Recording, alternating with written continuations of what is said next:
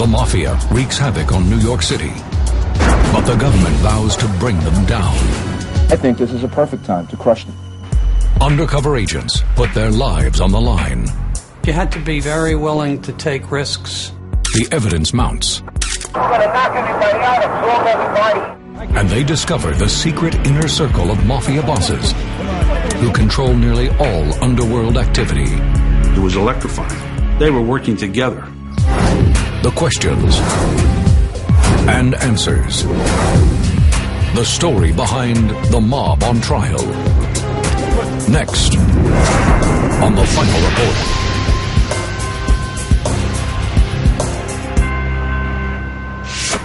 New York City, 1980. The largest metropolis in the United States is overrun by an illegal organization known as La Cosa Nostra, Italian for our thing. It's most commonly known as the Mafia. The organization has influence nationwide, but 5 powerful crime families rule the city. And the bosses of these families call the shots. The suspected leaders: Gambino boss Big Paul Castellano, Genovese boss Anthony Fat Tony Salerno, Bonanno boss Philip Rusty Rastelli, Lucchese boss Anthony Tony Ducks Corallo, and Colombo boss Carmine the Snake Persico. Each boss sits at the top of a highly organized hierarchy of underbosses, captains, and low-level soldiers and associates. More than 1,100 men in New York City alone. The men on the bottom carry out the dirty work. The soldiers were the ones who did the loan sharking, the robberies, the frauds. They brought the money in. But unlike a lot of other institutions, in the Mafia, the money flowed upward. Everybody had to kick up. Some of that money comes from the mob's illegal influence over legitimate industries, such as trucking, garment, sanitation, and construction companies. Mob families have always tried to operate in pretty much the same way. They'd move into whatever legitimate businesses they could as a way of giving themselves legitimate earnings, as well as earning money by shakedowns of legitimate businesses. The mob's operations cast a climate of fear over New York. Murder, arson, and car bombs are some of their favorite methods of persuading reluctant citizens to play by the Mafia's rules. If you defy them, you never know what's going to happen to you. They have no compunction about killing. Law enforcement targets the mob's rackets like gambling, extortion, and loan sharking. But bringing down mobsters has been a challenge. Organized crime investigation, by their very nature, are the most difficult because you're dealing with experienced criminals, career criminals. So that if some of them are surveillance conscious, they don't talk on the phone, they don't put their names or signatures on paper for paper trails. For all their hard work, law enforcers only bring down the occasional boss, and defense attorneys are able to negotiate short prison stays. The mafiosi return to the streets, and the entire enterprise remains strong. 1980. New York FBI office. Special Agent James Kostler takes over as coordinating supervisor for the FBI's organized crime squad. He's determined to overhaul the way the Bureau fights the mob. As luck would have it, it was at a time when organized crime was very important to the government. Ronald Reagan became president, and he made that one of his priorities. 20 miles away in White Plains, New York, Ronald Goldstock steps in as the new director for the State Organized Crime Task Force, or OCTF. For a decade, the task force has been pursuing its own mob investigation, but has never nailed a big case. It was essentially a defunct organization, and what we tried to do was think of how you could deal with the problem of organized crime, not by indicting and convicting individual persons, but by taking out entire crews. Kostler and Goldstock both come to the same realization about how they can take down the Mafia by using a decade-old federal law known as RICO, or the Racketeering and Corrupt Organization Act. RICO allows law enforcement to go after groups of criminals. The key is to prove the existence of an enterprise connected to illegal activity. With RICO, prosecutors don't need to focus on a single day or crime, they can reach back to establish a pattern of offenses. Prosecutors can target top mobsters, who are usually insulated from the crime. Those who give orders, but rarely commit crimes themselves.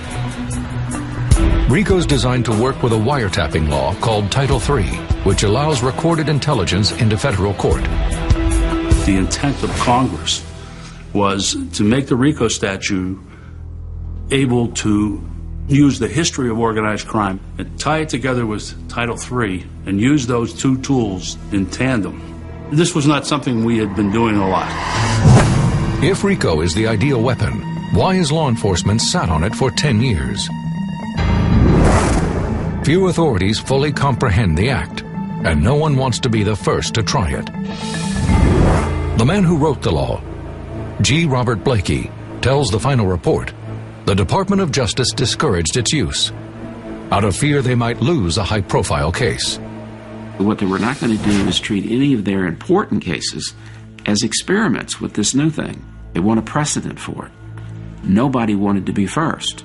But now, someone is ready. At the FBI, James Kostler fights to reorganize the Bureau's entire mob strategy. We would normally just look at the crimes that a group of people were committing, try to prosecute them for committing the crimes, and we never looked at the group as a whole.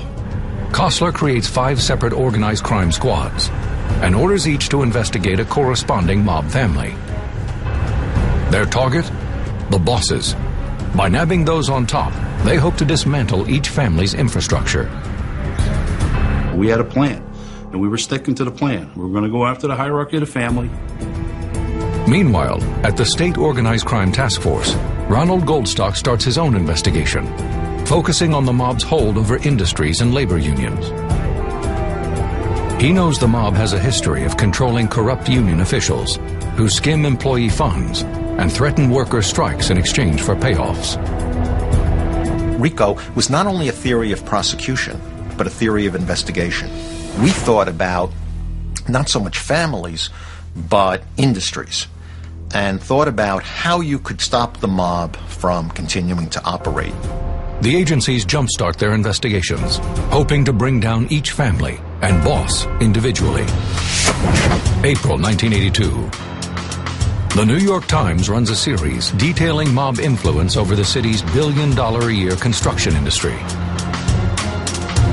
Because of the mob's stranglehold on concrete suppliers, costs are 70% higher in New York City than in much of the Northeast. The big bosses in the New York crime families decided to create a cartel in which they would get the major concrete contractors together and give them this ultimatum: we're going to divvy up all the contracts. You won't have to compete anymore. The mob then takes a 2% cut of every deal, so contractors raise their rates to cover the extortion. Chosen contractors who split kickbacks with the mafia bosses are known as the Concrete Club. Refusing to join has serious repercussions. You had no choice but to join the association and abide by its rules, and failure to do so would cause economic harm, physical harm, even death. Investigators see concrete as a way to make their case, but they still need hard evidence. They hope a surveillance and wiretapping campaign, where mobsters might implicate themselves on tape, is the key to bringing them down. October 14, 1982. Thank you very much. President Ronald Reagan declares the mafia's power is reeling out of control. The existence of this nationwide criminal network and its willingness, and too often its success, in corrupting and gaining protection from those in high places is an affront to every law-abiding American. To him, the reasons for the mob's success are clear. Vows of secrecy and loyalty, insulation of its leaders from direct criminal involvement, bribery and corruption of law enforcement and public officials. He orders the FBI to forge close ties with New York State authorities. Both agencies will launch an extensive surveillance campaign to infiltrate this secret world. What we were doing was so important and so exciting that we wanted to accomplish this. The secrets they hear will open the door to the mob underworld. Now when you got a guy that steps on a line and this and that, now you got the web. A strong union makes money for everybody, including the wise guys. That, along with more questions and answers, when the final report continues.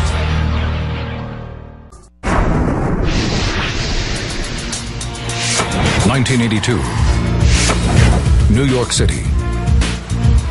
Nearly all 7 million residents here indirectly pay tribute to the city's 5 ruling mafia families. The garment industry, the waterfront, the Fulton Fish Market, garbage collection, every aspect of construction. There was no aspect of any big industry, critical industries in New York, that the mob didn't get a share. They controlled, all kinds of legitimate businesses that, increased the cost of those businesses, goods, and services to John Q. Public. FBI and state task force agents want to end the mob stranglehold. They hope to gather evidence of a criminal enterprise through widespread wiretapping. But breaking through to the tightly guarded mob underworld will be dangerous. One of the greatest assets that the mafia has and had and still has is that they'll kill you. They'll break your leg. They'll go after your family members. Agents start investigating mafia hangouts, the best locations for capturing crucial information. December 1982. Brooklyn, New York. FBI agents stake out Cosa Nostra restaurant, the suspected meeting place for the Colombo crime family. Family boss Carmine Persico sits in prison, but agents suspect he still has some control in the rackets. Carmine Persico was trying to maintain his connection with the crime family, his underlings, and run the crime family the way he saw fit. Joe Cantamessa supervises the FBI's Technical Operations Squad. His goal? To learn the ins and outs of the restaurant before planting a critical wiretap. A little bit in advance, we have the opportunity to conduct a little surveillance, physical surveillance of the subjects and the location. He stakes out the area, looking for ways to infiltrate the Colombo family hangout. Is there a window that I could leave unlocked? Can I see where the keys are kept, or anything that might help the actual surreptitious entry go smoother or quicker? While dining there, Cantamessa observes that the Colombos use one table for official mob business. He'll need to gain access to the crawl space overhead to make the bug effective. It's a dangerous mission. If any Colombo members catch him in the act, he could be murdered. 3 a.m. On a December night, Cantamessa and other agents pick a lock on the restaurant's metal gate to gain entry. They access a cramped crawl space and plant a microphone, but their work isn't done. The agents realize they need to risk re-entering the next night to attach the transmitter. Unless you get to look in the details and the nooks and crannies, see the crawl space, sometimes you just can't do it all in one night. They return to the restaurant and risk getting caught on the mob's home turf. But after an hour, the agents escape unnoticed. The job's a success. Agents become particularly interested when they overhear the conversations of a key mob soldier named Ralph Scopo. They run a background check on Scopo and find that he's also president of the New York Concrete District Workers' Council. This is a key find. Infiltration of labor unions is the cornerstone of the mob's economic success. Along with being a Colombo soldier, it gave him sway over contractors who were involved in major construction projects in Manhattan. FBI agents realize they need more information and plant bugs in Scopo's office and car. They discover Scopo uses his position to threaten worker strikes. The concrete suppliers, afraid of lost business and profits, pay off the Colombos to keep the union off the picket lines. Those companies, who work in both the public and private sectors, make up the so-called Concrete Club. Investigators believe that exposing this extortion racket could bring down the entire family, including boss Carmine Persico.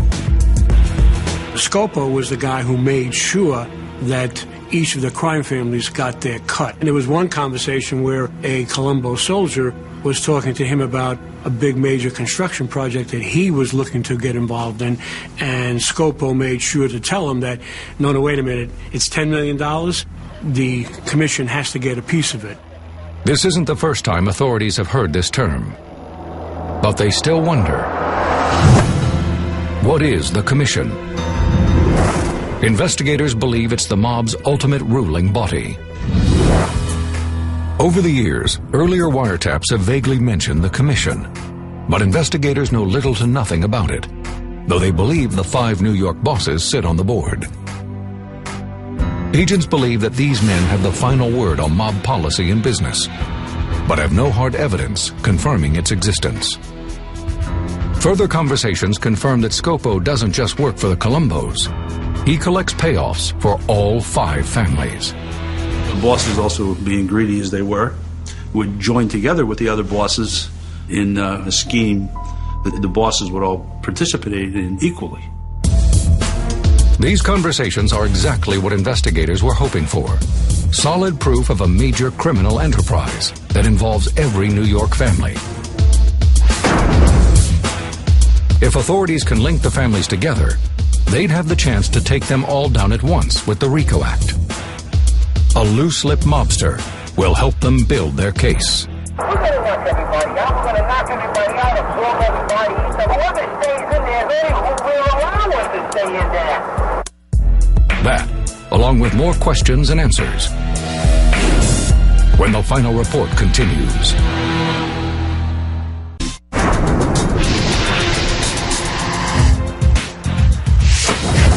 March 1983. New York City. Federal and state authorities have launched a widespread wiretapping campaign against the New York Mafia. While investigators pore over Colombo family conversations, the state task force targets suspected Lucchese boss Tony Ducks Corallo. Investigators suspect Corallo controls garbage collection on Long Island, and that he conducts his business from the backseat of his driver's black Jaguar XJ6. We recognize that if we had a bug in the car, we could overhear the conversations, and we would not only have a better understanding of the industry, but we'd have the evidence to do what we wanted to do. The task force knows it will be a difficult job. Radio interference and limited transmission ranges have made previous car bugs useless. This man, Tony Angiulo, who still works undercover for the task force, is determined to make this bugging successful. We went to a car dealership, provided the same car, and we got to look at it and find out how we were going to approach this. Angiulo and other agents practice installing wiretaps and an exact copy of the Jaguar Corallo uses. Once inside, they determine they'll need 5 uninterrupted minutes to finish the job. March 23rd. As Corallo's driver attends a dinner dance on Long Island, his Jaguar sits empty in the parking lot. It was a sit-down dinner, so it was going to be like at least 3 hours long, so we figured that was our best shot. 3 agents descend on the car. Their moves are quick and precise. You had to take a portion of the car apart, install the device, and then put it back together without it looking like it was taken apart. Using strips of electrical tape, they attach a microphone and a transmitter to the inside of the dashboard. Then they connect the 2 devices to the car's battery, which will provide them with power. The job takes less than 10 minutes, and the agents disperse. There were a lot of challenges that we had to meet, and we met them. It was a big accomplishment. But there's an immediate problem: recording a constantly moving wiretap. To do it, tailing agents use a receptor to receive signals from the Jag, then transmit them to a recording van a mile away. Their hard work pays off. Sal Avellino, the inquisitive driver for Tony Corallo, leads his boss into some incriminating conversations. Within days, we had Corallo saying that he was the boss of the Lucchese crime family, something that had not been gotten before. Corallo's admission that he's the boss implicates him in the organization and helps investigators prove their RICO case. Agents continue to trail Avellino. They overhear a conversation with another soldier about Lucchese family plans to control city garbage collection by wiping out their competition. We're going to knock everybody out. We're going to knock everybody out, absorb everybody, eat them. Whoever stays in there, they will allow us to stay in there. Got big plans. The state task force pores over hours of tape. It was exciting because every day he would expose more of what they were up to, and you'd find out all kinds of details about how they thought. But constantly trailing the men and not getting caught proves difficult. You had to be in reasonable proximity to the vehicle to listen to it. Now the problem was that Corallo and Avellino were very cautious. Corallo himself would adjust the rear view mirror so that he could watch behind them. They were very conscious of tails. The agents keep their distance and overhear Sal Avellino talking about growing resentment against suspected Gambino boss Paul Castellano. Fellow mobsters believe Castellano has become too greedy and is taking a bigger cut of the profits than he deserves. From the beginning. And more things that never said the word. It doesn't even say thank you. Yeah, forget thank you. Thank you, I don't expect it. I'm not expecting. But he doesn't even say, Jesus, you know, this is really getting, you know, like, I mean, it went from 2,000, 5,000, 10,000, 20,000, 30,000. This implicates Castellano in a mob racket, but authorities still need the Gambinos on tape. The FBI is on the job, staking out Castellano's stately Staten Island home. March 1983. Staten Island, New York. Big Paul, nickname for his imposing 6'2" frame, took over as boss in the 1970s. He projects the image of a sophisticated Wall Street banker, but manages more than 400 foot soldiers who carry out his dirty work. That way, Castellano doesn't have to commit the crimes himself, but investigators hope he'll discuss his role in the rackets on tape. The FBI turns once again to Joe Cantamessa, the agent who successfully bugged the Colombo hangout in Brooklyn. Intensive surveillance breaks into several pieces. One, of course, is the location to see who comes and goes. Second is the subjects, or those that have access to the location, who has the keys, who has alarm codes. Castellano's home has many obstacles: an extensive alarm and video surveillance system, and a constant flow of associates coming and going. There was rarely, if ever, an instance that the house was not occupied by someone. Cantamessa tells the final report he and another agent pose as cable television repairmen to access Castellano's home. It's a dangerous operation. Blowing their cover could result in death. You had to be very daring and very willing to take risks, calculated risks. The other agent keeps watch outside, while Cantamessa figures out where to install the bugs and transmission lines. This transmitter will allow agents to eavesdrop from a listening post in a nearby apartment. Cantamessa knows from tipsters that Castellano conducts business at a large table near the kitchen and decides this is the perfect place for the bug. The agent solicits the help of a Gambino soldier to make the job less suspicious. When I'm with the subject, they want to watch, they get to help. That may be hold a wire, hold a flashlight, can you hold a screwdriver? He successfully plants the microphone and leaves the house undiscovered. The microphone install went as planned and worked perfectly until the lightning thunderstorm that evening. The storm halts transmissions to the listening post. Cantamessa will have to re-enter the home. Luckily, Castellano and his bodyguards buy the repair act. A few hours later, Big Paul's voice comes booming across the transmissions. From those conversations on that bug, the FBI managed to prove that Paul Castellano was the head of the Gambino crime family and that there was some connection between all crime families. The connection that all 5 families are in on the construction racket, the so-called Concrete Club. It was electrifying. You came to realize very, very quickly that the families were not distinct and apart. They were working together. Now that investigators know the mob operates as one organization, run by a commission of bosses, they can do something they never thought possible. Use RICO to prosecute all the families together. The significance hadn't really become clear until after the job was actually performed. Investigators also learned that there's a rift in the Gambino family. And a captain named John Gotti isn't happy with Castellano's increasingly greedy ways. John Gotti and his crew were key members of the, blue-collar wing of the Gambino crime family and were known to be at odds with Paul Castellano. Authorities monitor both factions of the family and hope to destroy the Gambino infrastructure before members do it themselves. May 1983.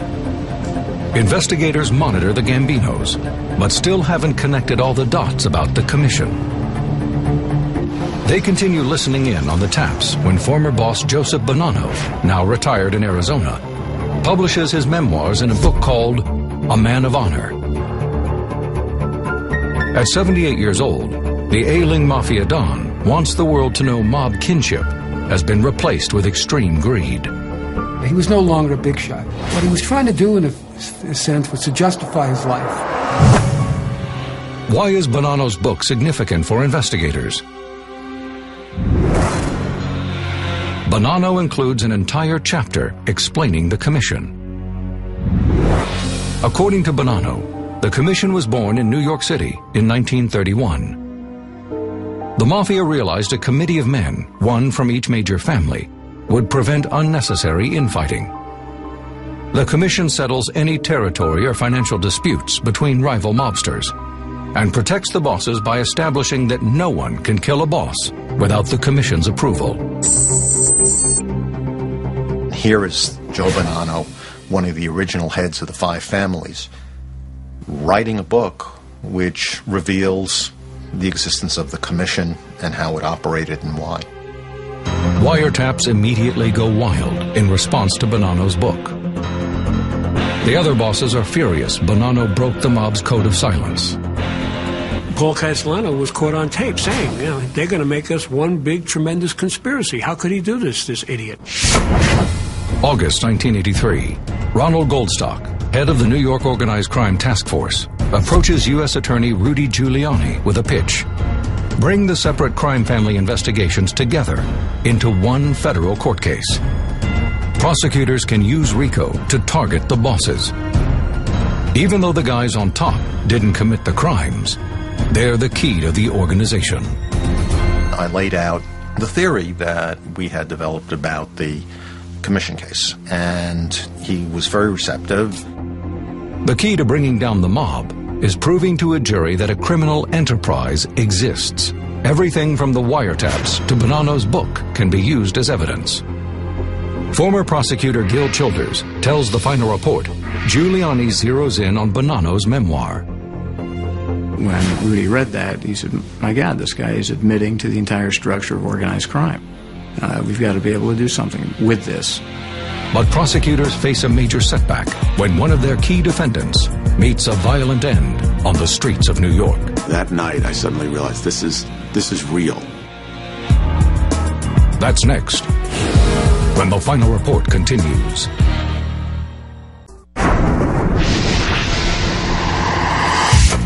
September 1983. FBI and state task force agents are in the midst of a widespread surveillance campaign against the New York mob. They've already bugged some members of the commission, like the bosses of the Lucchese, Gambino, and Colombo families, and are compiling some hard evidence, such as this conversation of a Lucchese capo and driver for family head Tony Dux Corallo, recounting a disagreement he had with the head of a local union.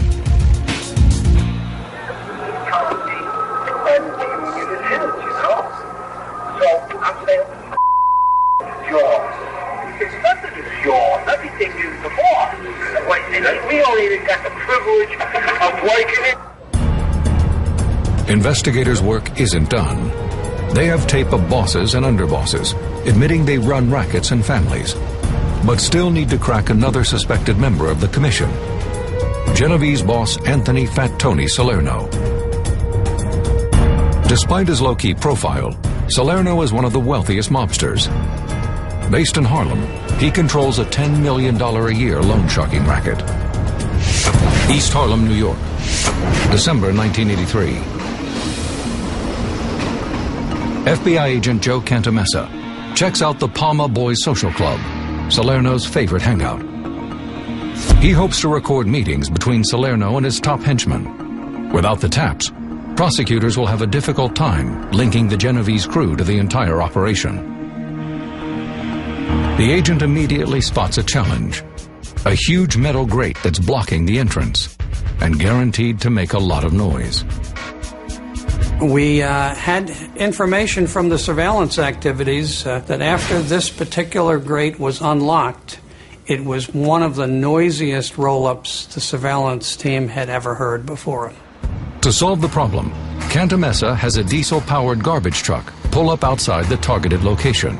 When we were ready to roll up the grate, you couldn't hear yourself think. Agents identify Salerno's conference table. They enter the cellar below and drill into the floorboards to hook up the transmission line. Cantamessa finds himself crawling among rats to plant the bug. It's not a comfortable way to be running wire and sticking your hands in places that you can't quite see. Just before dawn, Cantamessa completes the job. Later that day, Salerno's deep voice booms across the wires. They had Fat Tony Salerno talking about the commission on his tapes that were, picked up on the bug in the Palma Boy Social Club. Agents now have bugs of every major crime family in New York, but they're still looking for proof that commission members gathered to discuss the rackets.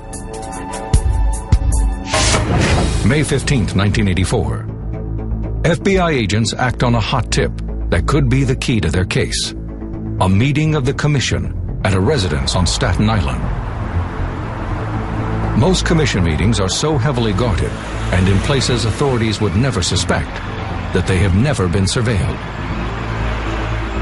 A soldier in each of the crime families would drive one of its leaders to a specific secure location. Essentially, it's designed to be in a location that the FBI and law enforcement would not suspect. Agents stake out the residence from a van a few blocks away, hoping to get photographic evidence of the bosses together for the first time. One by one, the bosses file out of the house, each caught by FBI cameras. The cameras capture Paul Castellano, Fat Tony Salerno, Tony Dux Corallo, and several other mobsters. And we have photographs of all the different bosses and their underbosses, or their number one capo, or somebody that's their aide going into the house. The case against the bosses is so extensive, wiretaps that detail rackets and photographs of the bosses together, that the mobsters themselves suspect something is up, including Corallo's driver. I got whispers that something might be coming down, and I want to be prepared for whatever is going to come. I want to know, how do I stand, what do I do, where do I go? February 1985. With hard evidence in the form of photographs and wiretaps, U.S. Attorney Rudy Giuliani is ready to reveal a massive indictment. There was a tremendous amount of energy. Everyone understood that this was going to be a complete groundbreaking case. But before the official announcement, local news stations receive a tip about the plan. One station calls FBI Supervisor Jim Kostler for comment. I said, we got a problem. These guys will check themselves into hospitals, they'll be on the run, whatever it might be. We got to do this now.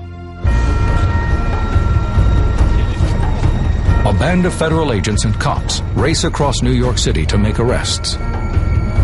Within an hour, police arrest the biggest players: Gambino boss Big Paul Castellano, Lucchese boss Tony Dux Corallo, and Genovese boss Fat Tony Salerno. Carmine the Snake Persico is presently in federal custody on another charge naming him boss of the Colombo crime family. Bonanno boss Philip Rusty Rastelli is not indicted, but is also already in jail on other charges. Retired boss Joe Bonanno claims medical incapacity and refuses a personal plea from Rudy Giuliani to cooperate. February 26, 1985. I would say this is a very major blow against the mafia in New York, and I think it helps throughout the United States because the New York... Giuliani officially announces the 15-count indictment against the New York bosses and representatives from the 5 crime families. Prosecutors charged the 9 men participated in a nationwide commission that controlled mob activities, including drug trafficking, loan sharking, gambling, and labor racketeering. The indictment doesn't keep all the wealthy bosses off the street for long. December 18, 1985. Gambino boss Paul Castellano is free on a $2 million bond. Giuliani and the FBI believe their strongest case is against Castellano. He runs an extensive operation with more than 500 associates. But investigators know from key wiretaps that many of the family members are deeply dissatisfied with Castellano's leadership. We'd heard about some secret meetings, and we knew something was up, but we didn't have any specific information about it. 5:45 p.m. Rush hour traffic fills the streets of Midtown Manhattan. Castellano's black sedan pulls up outside Sparks, a steakhouse on 46th Street. As Castellano opens his door, men in trench coats descend upon the car. 3 gunmen open fire on the boss, sending 6 bullets into his head and torso. The assassins shoot his underboss, Tommy Bellotti, 4 times. The gunmen escape into the thick crowd of pedestrians. Castellano's head rests on the door jamb of the car. His underboss's body lies in a pool of blood on the street. Both men are pronounced dead at the scene. I was very much struck by the gravity of the case. That night, I suddenly realized this is real. These guys are out there killing each other and terrorizing people. It was very sobering. Within hours, investigators target the man they believe has the most to gain from Castellano's death, Gambino Captain John Gotti. Agents hear from informants that Castellano wanted to disband Gotti and his crew after they were busted for drug trafficking.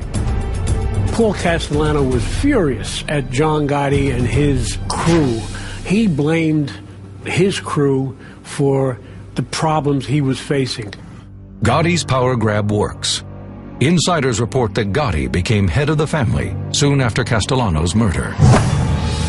What does Paul Castellano's death mean for the case against the commission? Prosecutors have to throw out several bugged conversations from his Staten Island home.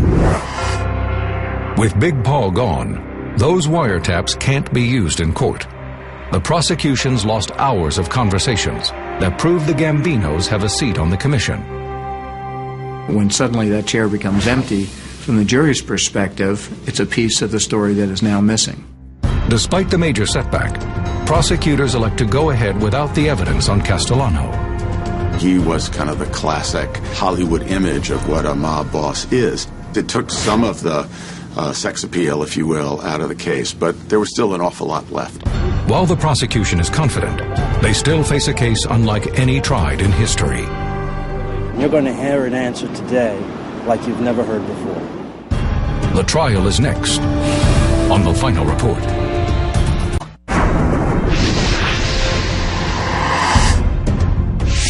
September 8, 1986. Jury selection for the Mafia's commission trial begins at the Federal District Courthouse in Lower Manhattan. U.S. Attorney Rudy Giuliani has appointed 32-year-old Michael Chertoff as lead prosecutor. The young lawyer must convince a jury that these mob bosses sit on a dangerous board of directors known as the Commission, and that they direct the criminal enterprise known as the mob. You're never sure what a jury's going to do, but we were very confident that we had a powerful case. In his opening statement, Michael Chertoff argues the Commission is a corrupt enterprise dominated by a single principle: greed. The audio recordings are his centerpiece.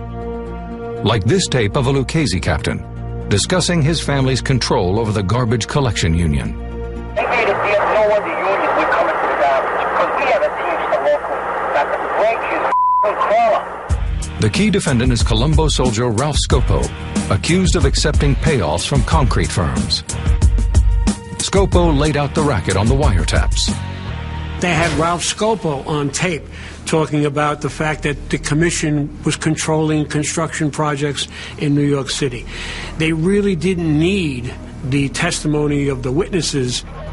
The recordings from the extensive 4-year investigation feature several of the accused. They're caught talking about the commission and its crimes. The most compelling evidence was the tapes, because you heard their actual voices. It isn't some third party, it isn't some ex-con who's testifying to get a reduced sentence. It was there. In all, the prosecution puts 85 witnesses on the stand and presents over 150 audio tapes. September 18, 1986. Answer these charges. You're going to hear an answer today like you've never heard before. Defense attorney Samuel Dawson, who's representing the underboss of the Lucchese's, tells jurors something that has never been said in open court. The Mafia and the Commission exist. It was very surprising. No defense lawyer had ever before conceded that there really was a such thing as La Cosa Nostra. Why does the defense admit the Mafia exists? It's impossible to refute the hundreds of hours of taped evidence. But, they argue, being a member of the mob doesn't make someone a criminal. My client was riding around in that car, and there wasn't one word that came out of his mouth that indicated any activity on his part of a criminal nature. Defense attorneys depict the commission as an underground business circle. It doesn't authorize murder, but settles disputes to avoid conflict. Defense lawyers were stuck in trying to figure out a strategy, trying to do something with these defendants. November 19, 1986. After 5 days of deliberation, jurors deliver their verdict. Fat Tony Salerno, Tony Ducks Corallo, Carmine the Snake Persico, and 5 of their associates, guilty on all charges. It was a complete victory and complete vindication of the whole theory that underlay lots of effort to prosecute and combat La Cosa Nostra. The sentence that follows, 100 years without parole, the maximum in a RICO conviction. They reached a verdict that is just and that sends the message from the community to these people that they cannot be above the law and that they will be brought to justice and they will be convicted. Corallo, Persico, and Salerno are locked away for life. That was a mind-blowing event that captured the attention of the community, that, hey, there is a way to get these guys off the streets forever. In the final report, the commission case sets a precedent for law enforcement to use RICO across the country. The RICO statute becomes the preferred method for combating many types of organized crime, like urban gangs. While RICO affects New York's 5 families, it does not stop them. The FBI finds a new generation of bosses, replaces the imprisoned leaders. In 1988, authorities discover a major error in the commission investigation. Informants reveal lead defendant Anthony Salerno is not the boss of the Genovese family. He's been wrongfully identified.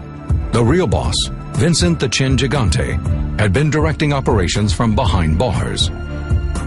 We find out now how ignorant the FBI and law enforcement was about the Mafia. They really only had scraped the surface. It's still insufficient grounds to overturn Salerno's conviction. Fat Tony dies in prison in 1992. The death of Lucchese boss Anthony Corallo follows in 2000. Of the 3 big commission case defendants, only Colombo boss Carmine Persico remains alive. He allegedly runs the Colombo family from Butner Federal Correction Complex in North Carolina. Mob rules allow him to maintain his rank while incarcerated.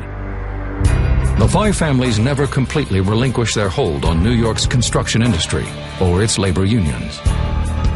On September 11, 2001, the World Trade Center attack turns into a mafia money pit. Mobsters are linked to companies that rake in $63 million for debris cleanup.